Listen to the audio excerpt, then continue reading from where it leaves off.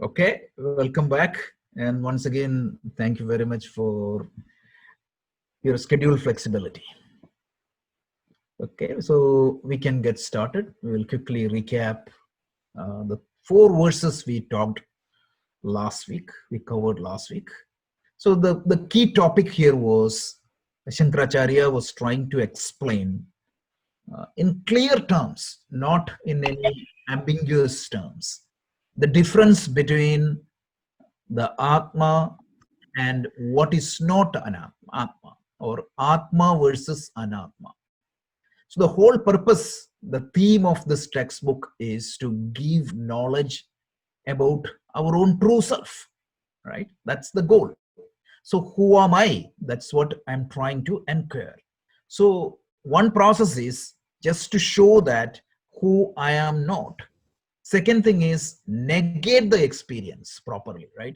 Because I may know that I am the supreme self or the Atma, but that's not what my experience is. So why this superimposition happening? What is Atma? What is not Atma? Why I see Atma as Anatma? So these were the few major topic we have been discussing. And Shankaracharya gave some brilliant example. Last week, the first example we saw was when the body-mind senses, the particularity of the body-mind senses is they're continuously changing. So when they change, it appears that the Atma is also changing. This is called, we call it as adhyasa, which is superimposition. So in fact, there is no relative movement for the moon at that point of time. So, but it appears that the moon is moving.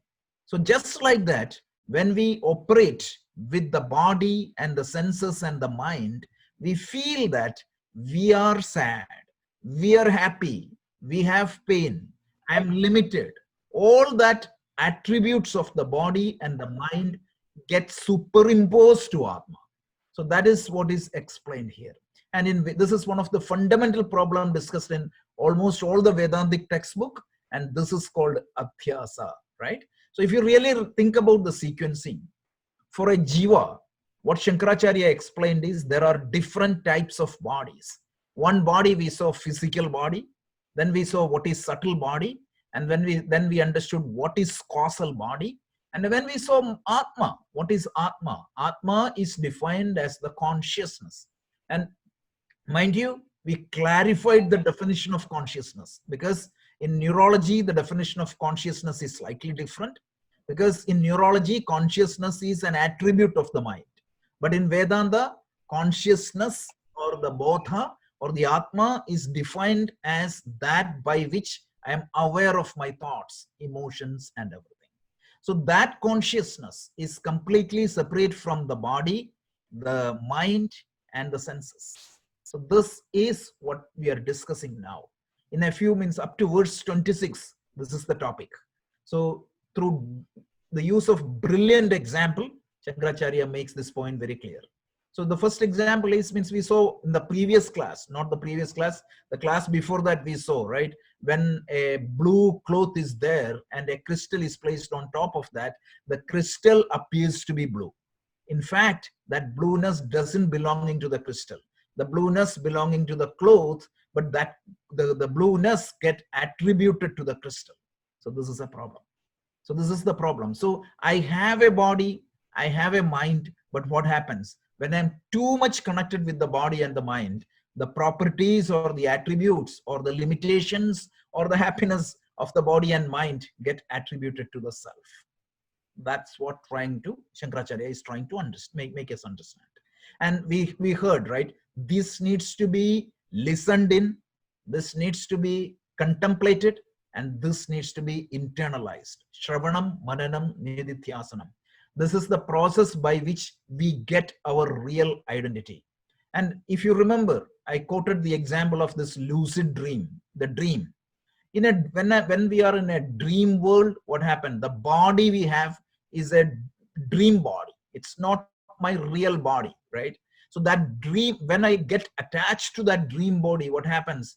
Any problem happens in that dream space get attributed to me, So if I get hurt, if I get hit in the dream, my physical body never get hit, right?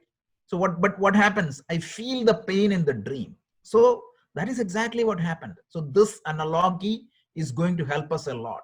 And then another beauty of this analogy, which is called the Swapna Drishtanta, is when I identify my real self. What is that dream we call? It is called lucid dream.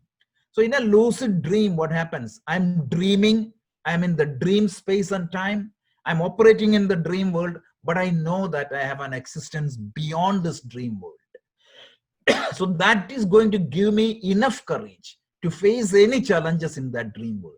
Like that, we are sitting in the relative order of reality now, but if we are in that relative order of reality, if we identify our true nature, which is the absolute reality, so even though we are operating in the relative world, even though we are constrained by the relative time and space, but our fear, our suffering will end, because we know that there is a real existence of us is beyond this order of reality. So that is another way of looking at this. But the whole idea is this subject matter, the knowledge about the Atma, is given through brilliant example. That is the beauty. So on verse 20, we saw that what is the speciality of Atma? Means the presence of the Atma makes the other things to get activated. So we saw that in the olden days, what happens when the sunlight comes, that will enable people to do their day-to-day transactions. Without the sunlight, they will not be operating the world outside. Just like that, the body, mind, and intellect, everything is inert and insentient without the presence of Atma. The presence of Atma is going to make them enable do things. So that is what the next verse was. We saw this. And again, another brilliant example is given by the superimposition. Like why we feel that means I am sad rather than I have sadness in me.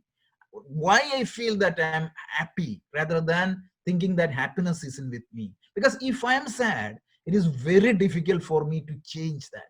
But if I have sadness, there is always a way to get rid of that sadness. So like that, why the attributes of the body and mind is getting superimposed into Atma. So a brilliant example is given. The color of the sky is not blue, but what happens?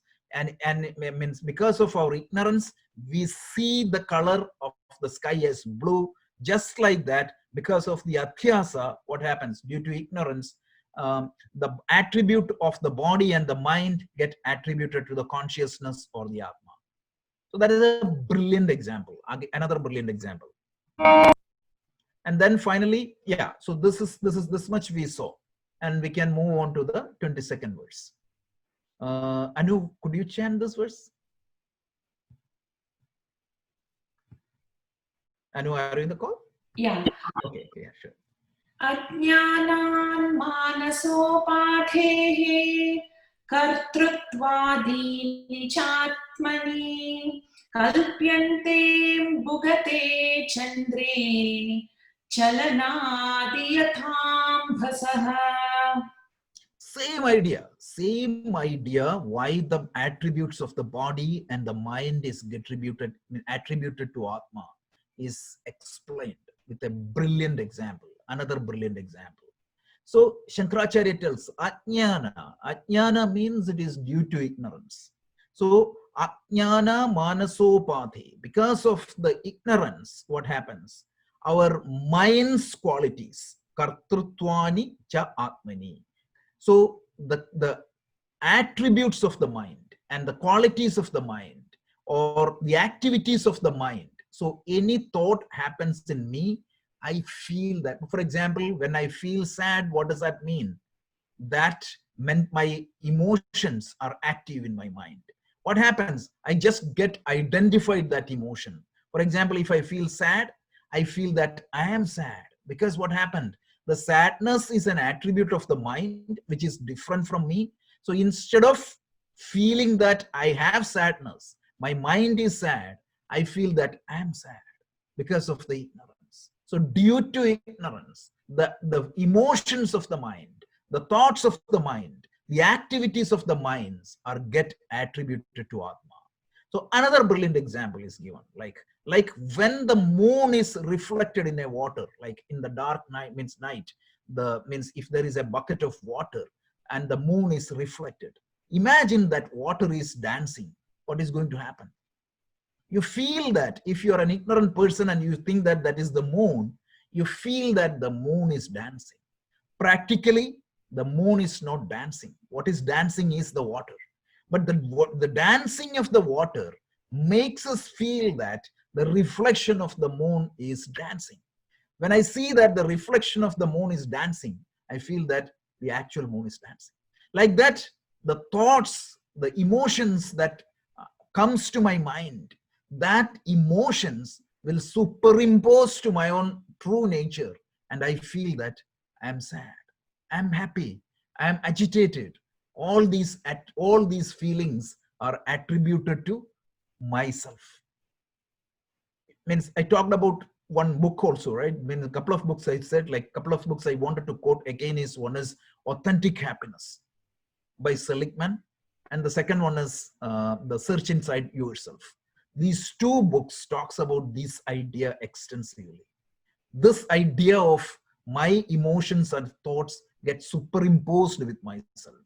And in fact, in Search Inside Yourself, they have given a brilliant mindfulness meditation practice to separate yourself from your emotions and thoughts. Because the moment you get identified with emotions and thoughts, they say that your problem starts. So this idea is not just an ancient idea. The modern psychology, the positive psychology recognized it, because as I said, explained earlier, right? Means typically once upon a time, the psychology was considered as if I have a problem, I need to go to a psychiatrist, get treated.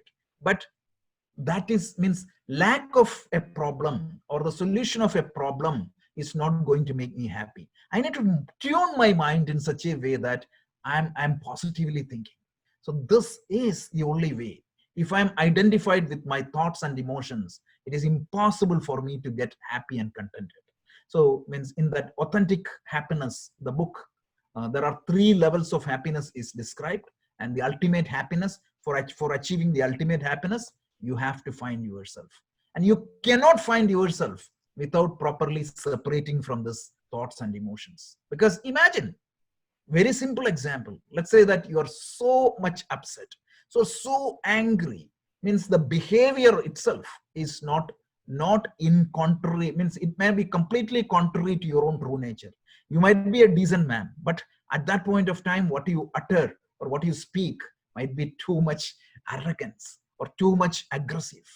It can take you completely away from your nature. So that is why we need to clearly understand these emotions are not me, but they are in me. So that is explained again with a brilliant example. Any questions or any comments? Once again, you might be now realizing that all the examples we used in our Vedanta class comes from this book. It was literally a copy from this book. Okay, so let's go to the next verse. So let's see, attachment and emotions belong to the mind. That is the theme. And Shankaracharya illustrates with another brilliant example. So Anu, could you please chant? Yeah.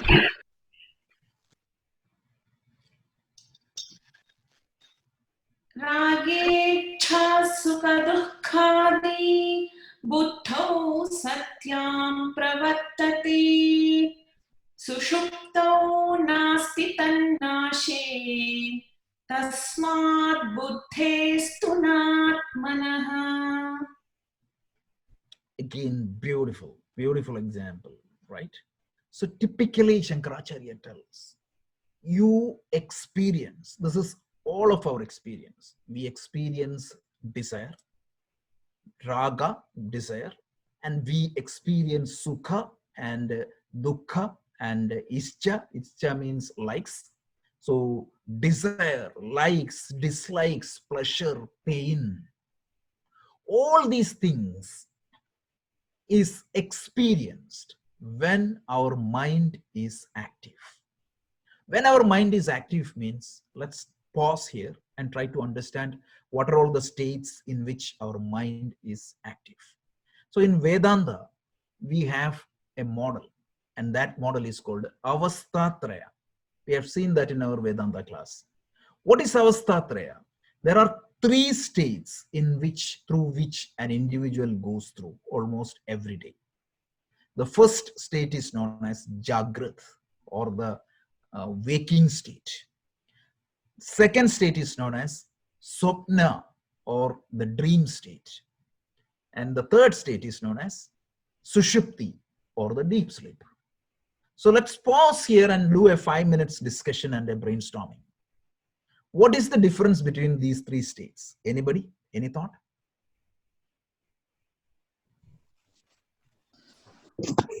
So I think, Rajesh, what we state we are is like the first state, if I'm not wrong. Right now? Right now, which state you said, Sanjay ji? Jagrati. Correct. Absolutely. Is Jagrat, means that is exactly Jagrat. So what is Sopna? When we sleep, is that what we call it? Swapna? Dream, right? Dream, yeah. And deep sleep is? That's the state. Okay. Yeah. So that is the literal meaning. Like each one of us have experienced these three states in our life. I know I have an exception. We have one person who has never dreamt. That's a different matter, but exceptions accepted. But generally, everybody goes through these three states. So what is the difference between this Jagrat and Sopna? Let me try to just think of this. Don't just literally scan through the words and go through that, right? So what is Jagrat?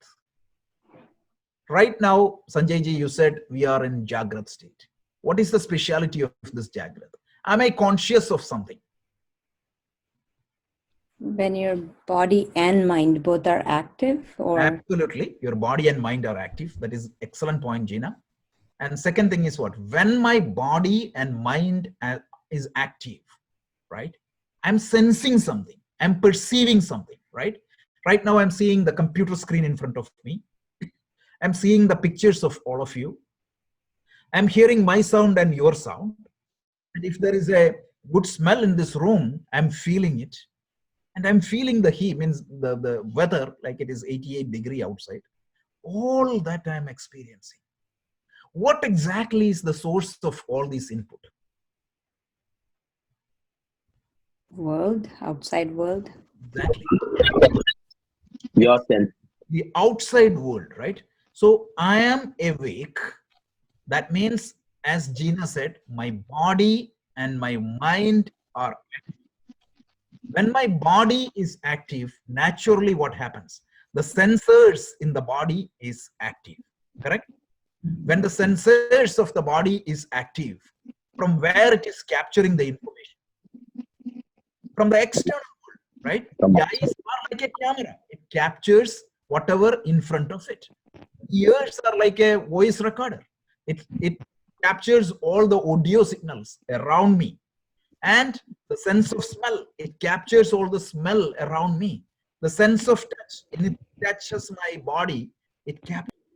And if I put something in my mouth, the tongue captures the sense of taste. And what happens internally?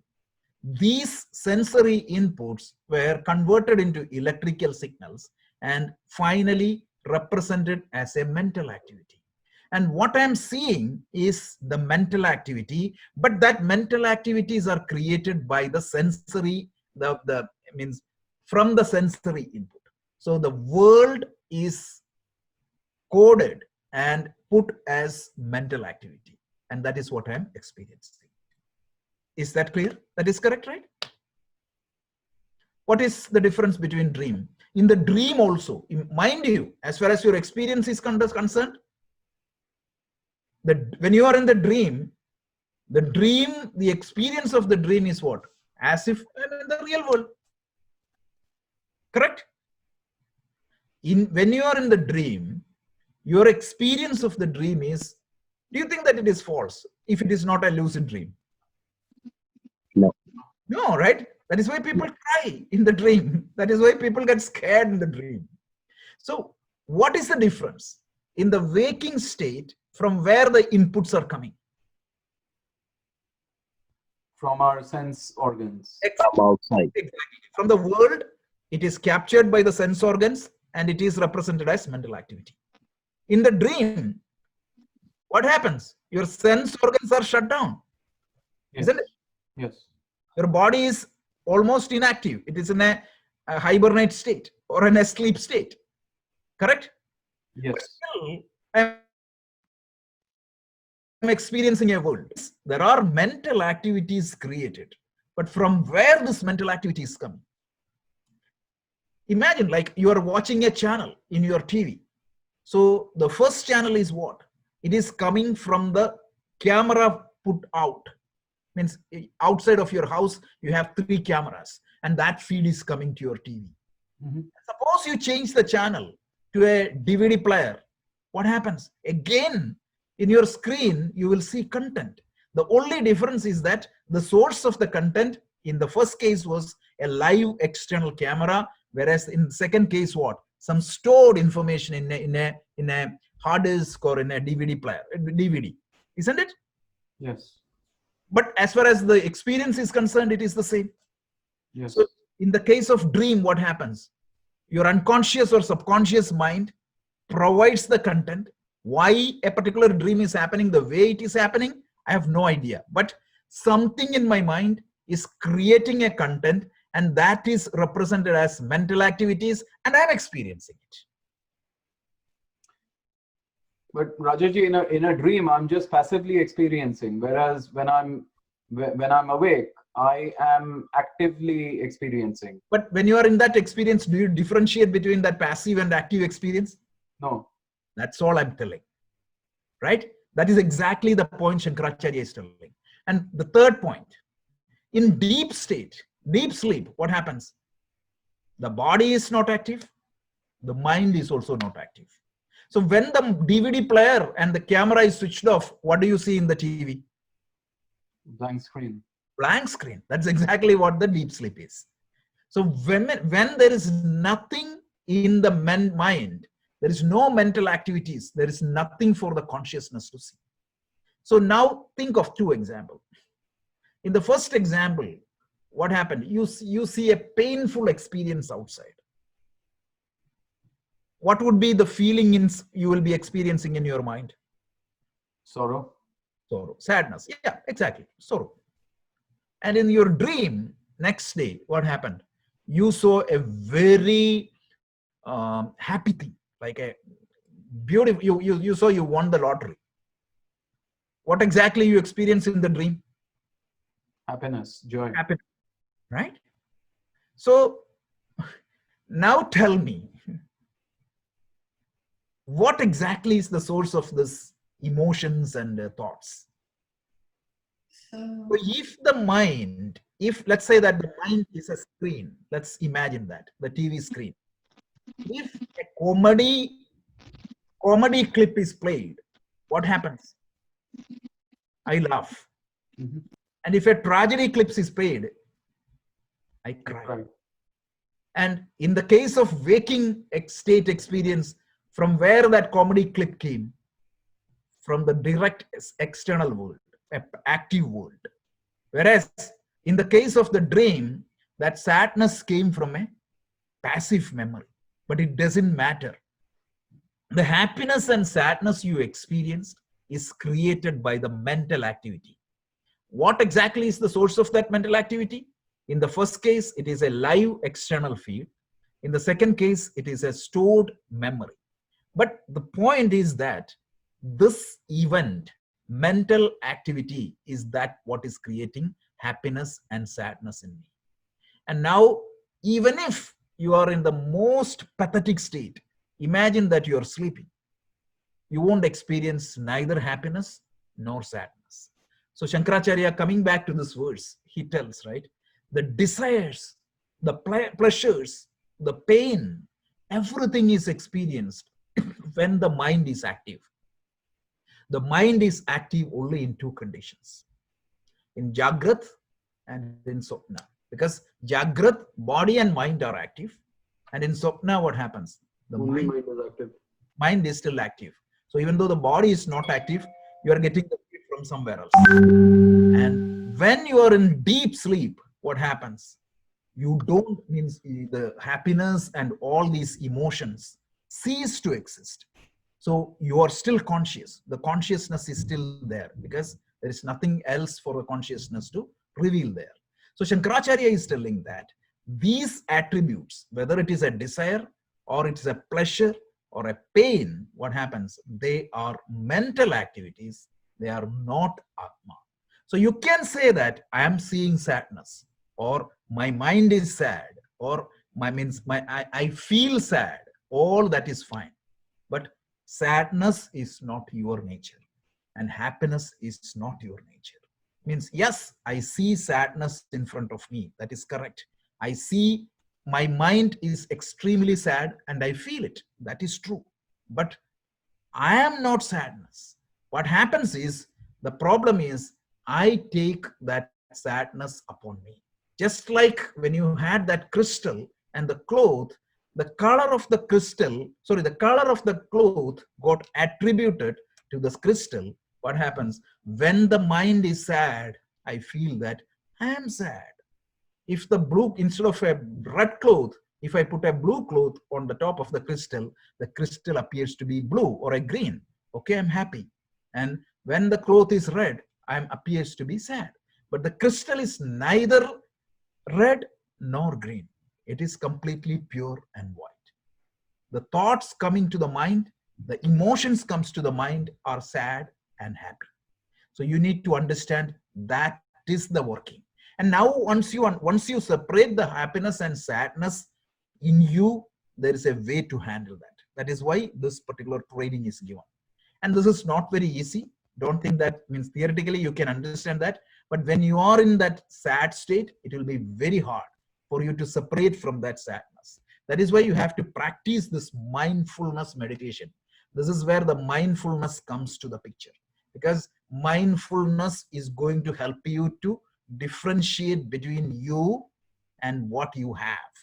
Typically what happens is, what you have is attributed to yourself, or in which platform you're staying in get attributed to yourself.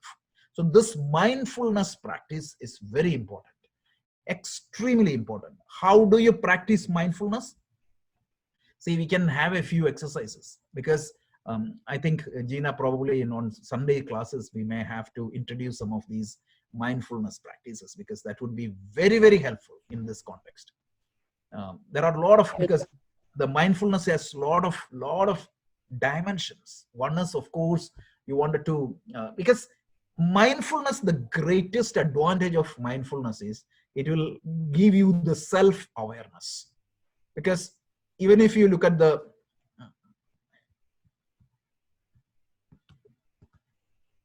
can you see the screen? Yes. Okay. Yep. Now we can. Suddenly something happened. Okay. So what I was saying is that, see, this is one must-have skill for every professional. Forget about the spiritual seekers. The mindfulness is you're mindful of what you're doing. Like, you're aware of it. You're consciously doing it. So this is a great skill. So the mindfulness, first of all, you have to identify your own mind, and you have to identify, like, means even the social intelligence. For that, this mindfulness is very important. So we need to practice it, because without this mindfulness practice, you cannot experience this particular techniques. And there are, once you practice mindfulness, there are beautiful Vedantic meditations, which helps you to get into these ideas. So why these meditations are very important? Just a question. So imagine that, I'll give you one traditional stock example. This is his own example. So imagine that you never saw a pure crystal. Whenever you saw a crystal, the crystal is on top of some cloth. What would be your experience, and what would be your conclusion about that crystal? The Crystal is that color of the cloth. Yeah. You may think that that crystal is always means that is a blue crystal. But mind you, with some help, some practice, at least for 5 minutes, you are able to remove that cloth and keep the crystal in one place. What happens? You realize that the crystal is not blue, the crystal is white. That realization comes to you. Thereafterwards, even if you see the crystal on the top of a cloth, you have that understanding, right? It is always there. So one of the approach of Patanjali Yoga Sutra is what? Through intense meditation practice, right? So Patanjali gives you a lot of meditative practices. With that practice, what happens? You haven't self-realized to master or anything like that. But that meditation is going to give you a glimpse of that experience. Because through that meditation, what you are trying to do, you are trying to means control or almost stop all the mental activities. And when the mental activities are stopped, what you experience is a tremendous joy. That is what people say when they meditate, they get some happiness and joy. So when they get that tremendous joy, what is going to happen is you get a glimpse, right? This is my real nature. Typically, my feeling and my experience is completely determined by what thoughts comes to my mind. So that is why Karma Yoga, what Karma Yoga does, Karma Yoga controls what thoughts comes to my mind. Because whenever I do the work, I'm doing it as with Ishwararpana Buddhi. And when I get the result, I'm doing it with a, what do you call, the Prasada Buddhi. Yeah. So what happens is Karma Yoga is forcing what content is coming to my mind. And that way it will reduce the noise. And then Upasana Yoga, what it does is it gives you a clear path. So this is why it is prescribed. But the core idea here is we need to understand this is not just Vedanta. Even every lot of psychological teaching is also giving us. Abraham Maslow in 1940, he has predicted the hierarchy of need. And what is that final top hierarchy of need? Initially, it starts with of course, the food and the job security and all these relationship, contentment, all those things will come. But if you remember that pyramid, what is the top of that pyramid? If you remember, it's called self-actualization. You haven't heard of that? Okay, Google Maslow's, Abraham Maslow, a famous psychologist. In 1940, he has postulated this. But his self-actualization is not even near with the Atma Jnana, but even to that extent, the whole idea is going in this direction. That's why Shankaracharya is telling that attachment, emotions, likes, dislikes, happiness and sadness, all the 128 emotions, everything belongs to the mind. And this is exactly what is Daniel Goleman's approach also. Because what is Daniel Goleman's groundbreaking discovery? Because once upon a time, we all believed that having a high IQ is the greatest skill, or it is the prerequisite for success. But even if you have high IQ, if you don't have control over your emotions, you will be a failure. Hundreds of experiments are there. So how do you gain control? How do you recognize and control your emotions? You will be able to recognize a change when you stay out of the change. Isn't it? Rajesh, one question. You mentioned about the glimpse of the crystal, right? Once we get that glimpse, is that good enough to get that enlightenment, or is it just you still need to have that sustained happiness or a sustained joy? Is it still more to go? Still more to go, Geeta. It's only a glimpse. It's just a trailer. So this is the approach of Patanjali Yoga Sutra. Patanjali wants, because any amount of talking will not make you convinced. But if you practice those meditation technique, the peace, that means the Bible say, right? The peace that passes all the understanding. Once you experience a glimpse of it, it will be a great motivator for you to proceed. Because the self-realization can happen What was the second verse of Atmabodha? Every other sadhana, including meditation, yoga, prayers, everything is good. It is only prerequisites. Only thing that can give us the complete self-realization is the knowledge of the self. And that knowledge of the self, it has to transform from the paroksha anubhuti to aparoksha anubhuti. And it can be done only through the scriptural studies, and it can be done only through the shravanam, mananam, and nididhyasana. But without having a pure mind and without having a controlled mind, that is impossible. So that's why the Upasana Yoga may give you a glimpse, and Patanjali call it as Nimisha Samadhi, like a temporary state of Samadhi.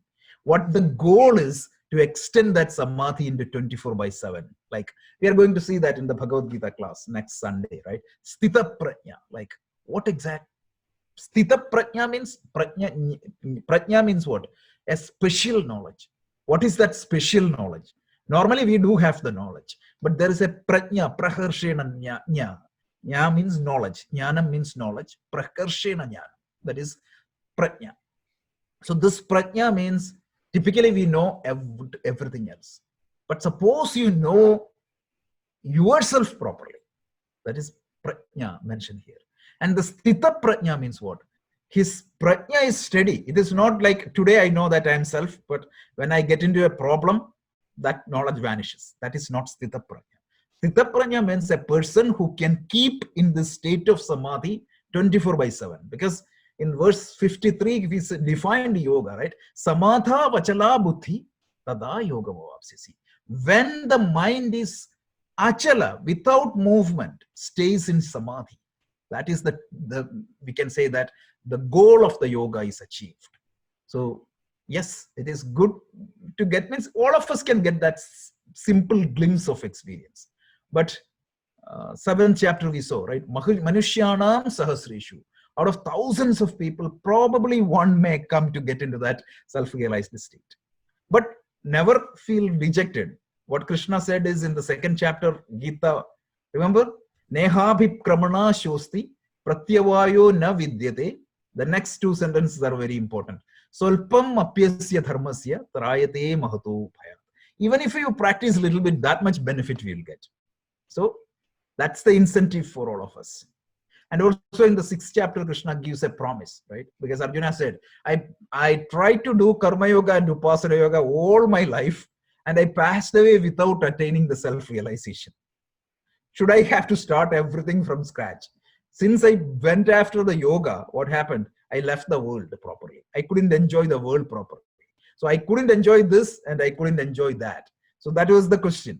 So if I get yoga prashta, am I going to be in a no man's land? Krishna said, no. That will be carry forward. No effort will be wasted. In your next life, you will be coming as a ripe fruit. That is what is very evident. Ramakrishna Paramahamsa didn't go to any Vedanta training for getting self-realized. Who taught Ramana Maharshi? Those were so ripe souls, right? They came with almost minimal requirement. Their mind was pure. They had already the Chitta Shuddhi and Chitta Sthiti. This is just by the way. Any other questions? Rajeshji, just wanted to say that one of my biggest challenges with meditation is holding on to that moment of peace and clarity that I feel while meditating, but I'm not able to sustain that throughout the rest of the day. Yep. So the only way is, so there is no failed meditation. Every meditation is successful.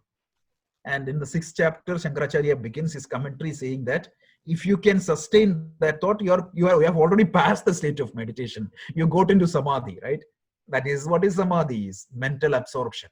So the very meditation means because the great example given in our tantric books are beautiful, right?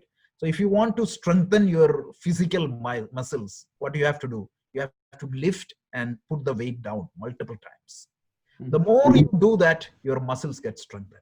So the mindfulness or meditation, when you practice, the skill you have to employ most often is bringing the mind back the moment you realize that the thought is gone.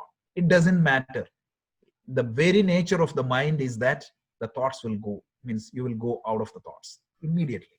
So the moment you realize that, bring it back and feel good about it. And please don't go to a meditation session with some expectation. I'm going to be happy. And there are so many factors which can disturb. The experienced meditators know. If you have a slight headache, your meditation will not be successful. You might be the most experienced meditator. So there are so many things that can happen. Understand that this is just like learning the swimming. Like someday, or even playing the tennis, some days it will be good. You have to play as much as possible. The more you play, the more you get trained. That's what happens with meditation. So meditation, we have to approach very scientifically, because not as a blind faith or belief. Yeah, we'll see this. These things are coming in the Gita and Patanjali Yoga Sutra. Once we get a chance to go over that, Patanjali Yoga Sutra is the book. You will be surprised to see the depth in which that book is going. Can't wait, Rajesh. What is that? I said that I can't wait to find out. Yeah. Also, one more observation, Rajesh, is that this process of bringing the mind back all the time can become very frustrating, and sometimes it can prompt you to drop out altogether. Right, but that is where the expectation, right? Typically, what is the expectation of a meditator? I'm going to meditate properly. But if you set the expectation properly, that my mind is going back, means initially you have to do that, because before you are becoming a singer, right? In Hindustani and all, how many hours they have to play, sing on one note. It can be very frustrating, and singing is a difficult art. You have to learn how to sustain the note, how to try and move from the one note. Like that, meditation has to be learned. And please understand, 6th chapter, Krishna tells this is a learned skill. Of course, if you're lucky, if you're meditating a lot in the previous birth, you may come with that skill. But otherwise, you have to acquire that skill. But somewhere you have to acquire. And that is where sometimes once in a week, these group meditations are going to be helpful. Rajesh, I have 2 questions actually. Please go ahead. Obviously, one thing that even we tried this meditation. Personally, my experience, even I try meditation practice pretty much every day. But how to slow those thoughts so that the focus can stay, or the mind gets at a position where your thoughts are like no thoughts actually to that stage. And like in this verse, I just wanted to understand that, is there any 4th stage after deep sleep? No. Because please talk. Please. I was just saying that in one of the lectures of Swami Sarvapriyanandaji, when he was talking about Mandukya Upanishad, I think there somewhere I remember he mentioned that there is beyond this, there is a 4th stage, which is like Turiya, right? That's Turiya. What they call it. Yeah. Okay, so let me tell my point is, so Turiya, some people call it as a separate state, but in fact, what is that? Turiya is the true nature of the Atma. That's it. Yeah. So it is not a state, because these 3 states are these 3 envelopes that is covering my Atma. So when that covering is gone, what left is Turiya. So we don't have to call Turiya as it is up to you. It is all different models. So one model, you can always say that this has 4 states, but as far as I understand, I will go back and check in Gaudapada's Karika. It is considered as only 3 states of consciousness, and Turiya is the real nature. But because of the association with body and the mind, this Turiya appears to be Jagrat, Swapna, and Sushupti. Just like the real moon is there, one day cloud is there, the second day you will see with some colored glass, and the third thing is you are seeing with something else. So once you remove all these upathis, what you are seeing is the Turiya. So Turiya is always there. The Turiya, because even when Turiya is not there, the Jagrat will not function. Just understand that. It is not independent state. Turiya is not an independent state out of Jagrat. Even for Jagrat to experience, the actual Turiya state has to be there. So this is what the Mandukya Karika is saying, but there is nothing wrong in classifying it as a different model. So it's all convenience of teachings. That's it.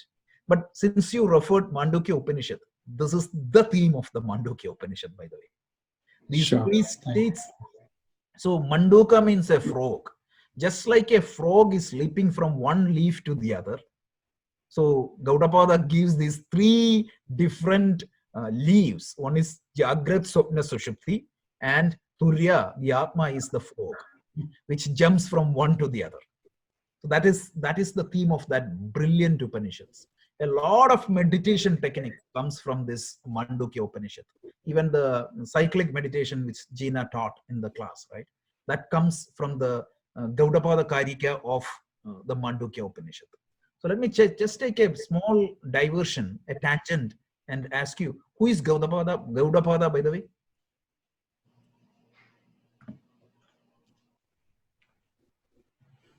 So Gaudapada is a very famous teacher. Very, very famous teacher. He is the first one who systematically wrote a commentary on Advaita Vedanta, as far as the history is concerned. Advaita Vedanta is much beyond Gaudapada, and this Gaudapada is the Parama Guru of Shankaracharya. Shankaracharya's Guru is Govindapada, and this Govindapada's Guru is Gaudapada. And this Gaudar typically came from Bengal. I don't know, Arnabji, like if there is any, that type of name is there. There's Gaudiya Vaishnavism. Yeah, some means there are a lot of, see, one problem or good thing about our culture is when there is a master, so many stories will come about that master, right? So about Shankaracharya, there are hundreds of stories.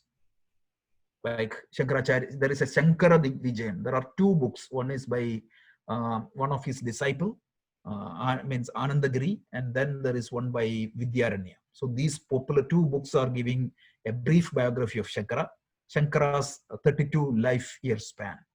So in that there are so many stories. Like that, there is a big story about Gaudapada. I'll tell that one day, because one school say that he was the disciple of the Maharshi Patanjali.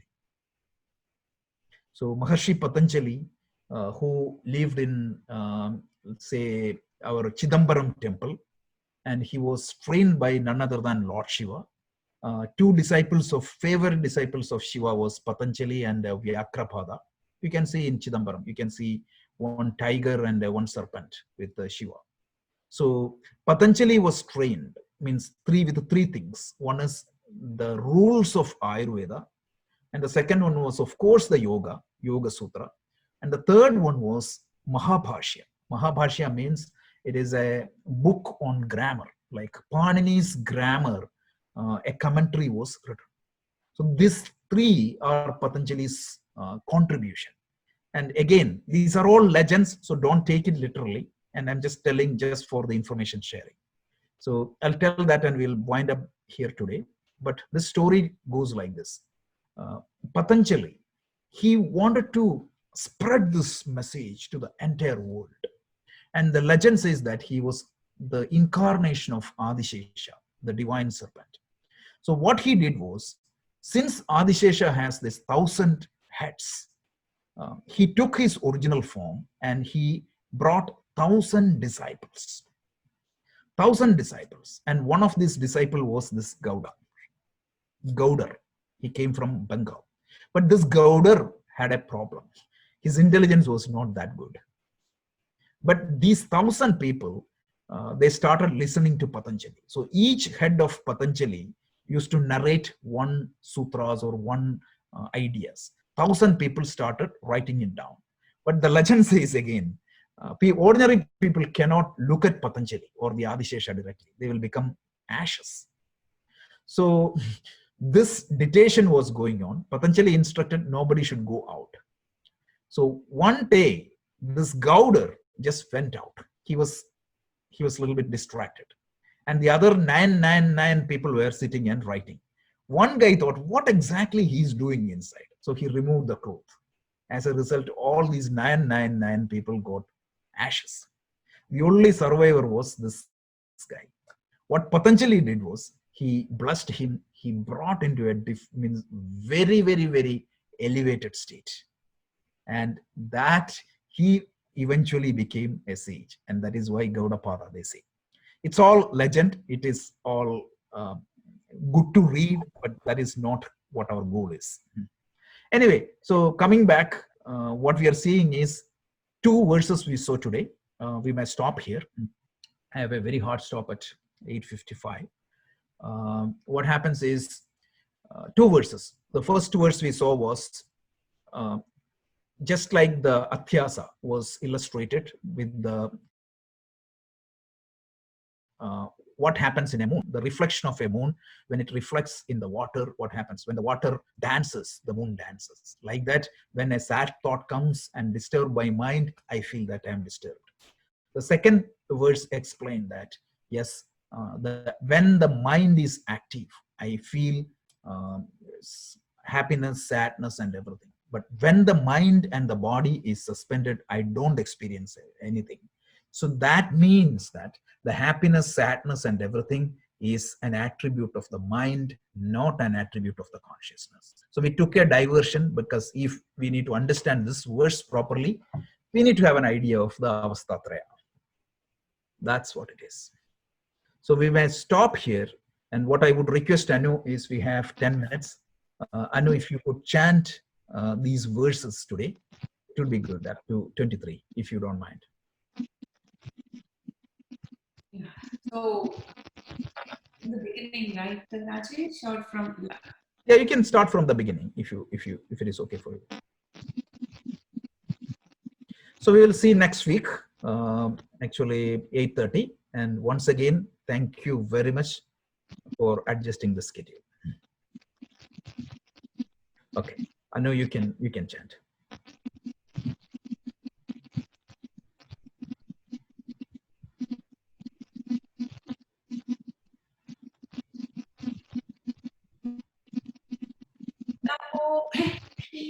क्षीणपापानां शान्तानां वीतरागिणां मुमुक्षूणाम्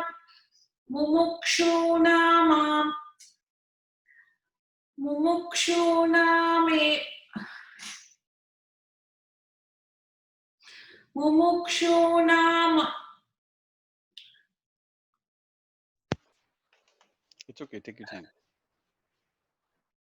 I'll just chant today's verses. That's fine.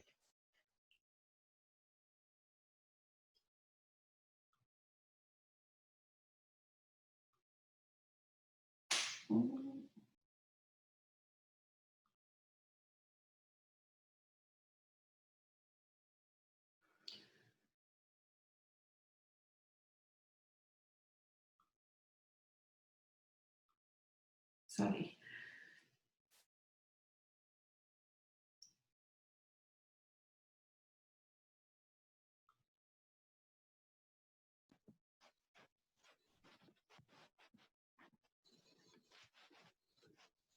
Okay, soon we can end.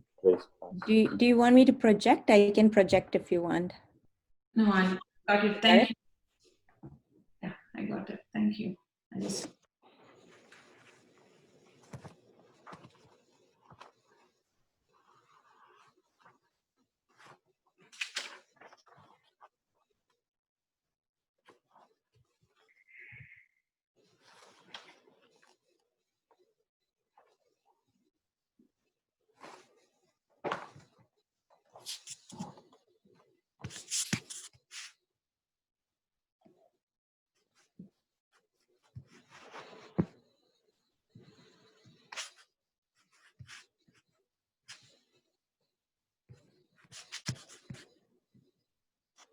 अज्ञानान् मानसोपाधेः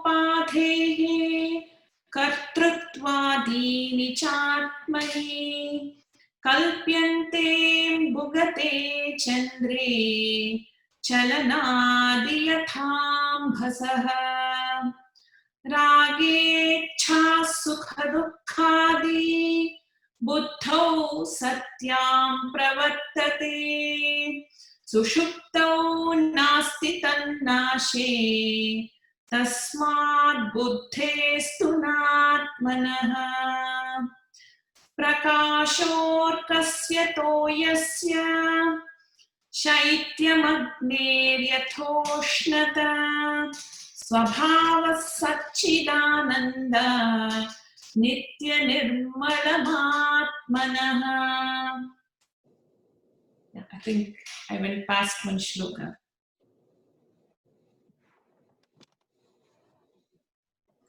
Thank you, Anuji. Thank you. Thank you. And Thank you all. Yeah. Om Purnamadah Purnamidam Purnat Purnamudachyate Purnasya Purnamadaya Purnamevavashishyate. Om Shanti Shanti Shanti. Hari Om Shri Gurubhyo Namaha. Hari Om. Thank you. Thank you. Thank you. Thank you. Bye. Bye.